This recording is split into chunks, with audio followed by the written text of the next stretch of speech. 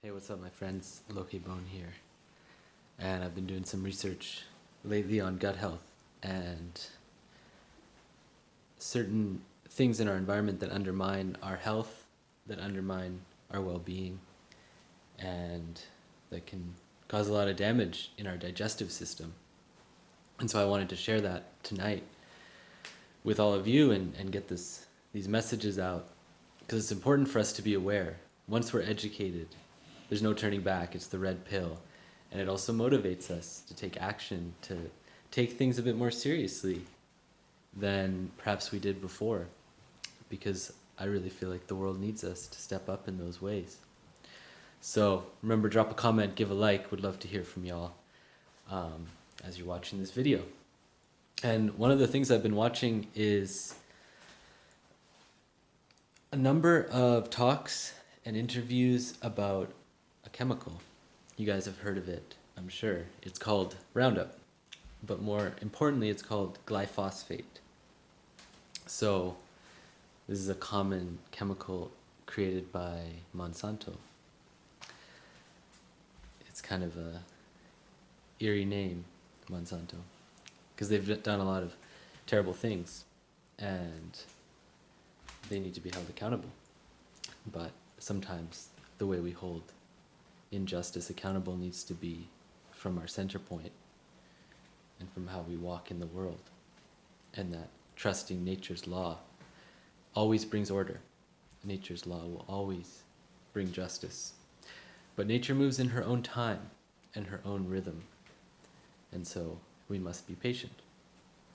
So this chemical glyphosate, it's not just in Roundup. It's a chemical that's being produced in massive amounts in China and different countries, and it's being used with different names, and it's getting in the water supply because this chemical is water soluble. It's very dangerous because water is what makes this planet what the planet is. Everything relies on water. As our ancestors have said, as our elders have said, that water is life. The Standing Rock movement brought this to our awareness. There is no life without water. Water is the first medicine. And so it's important for us to take care of not just our water, but the water of the Mother Earth. And so this chemical leaches into the water through the ground.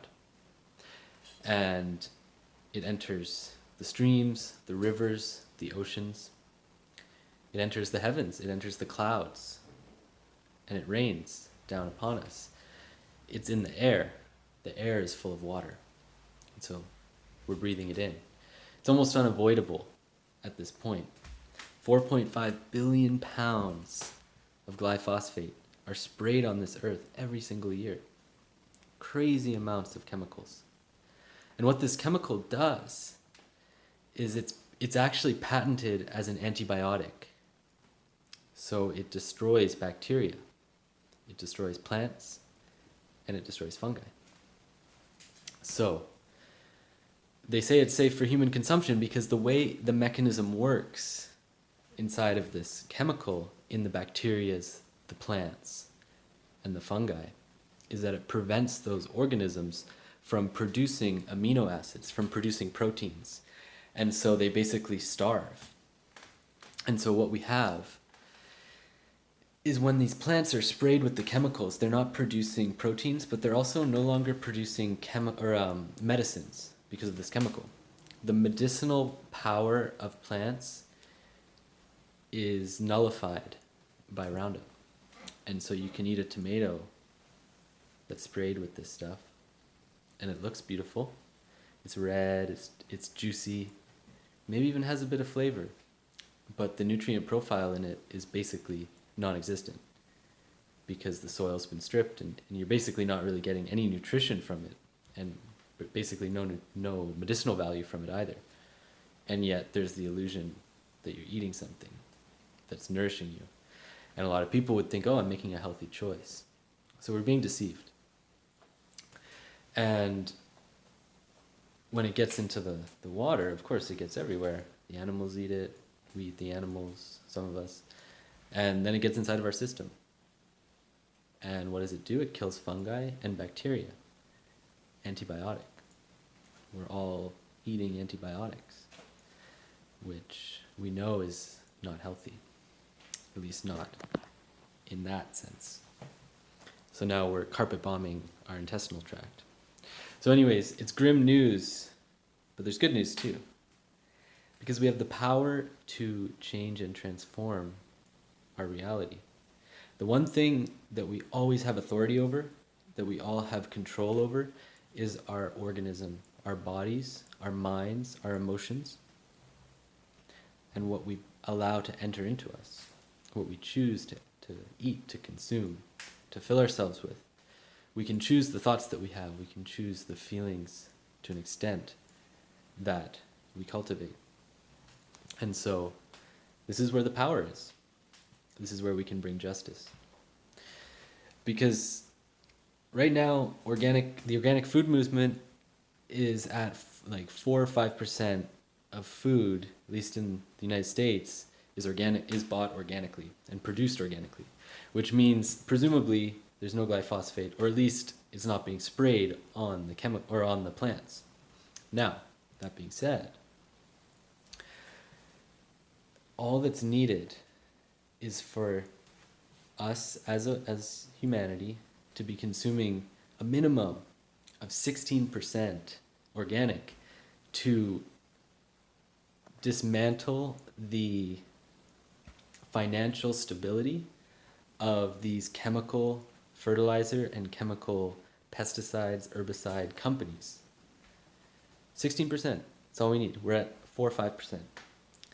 10, 11, maybe 12% more, and we start winning the battle.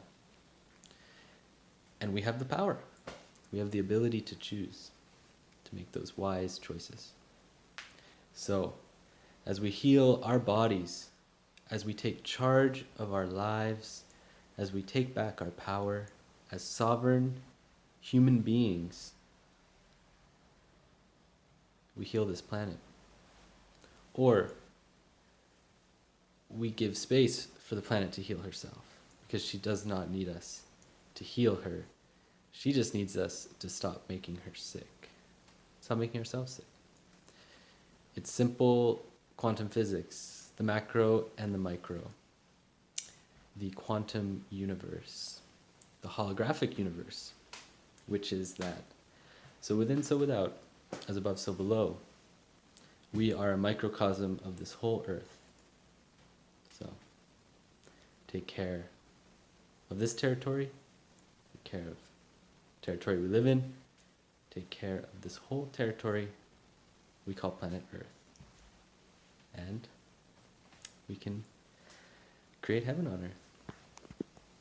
It starts with a choice.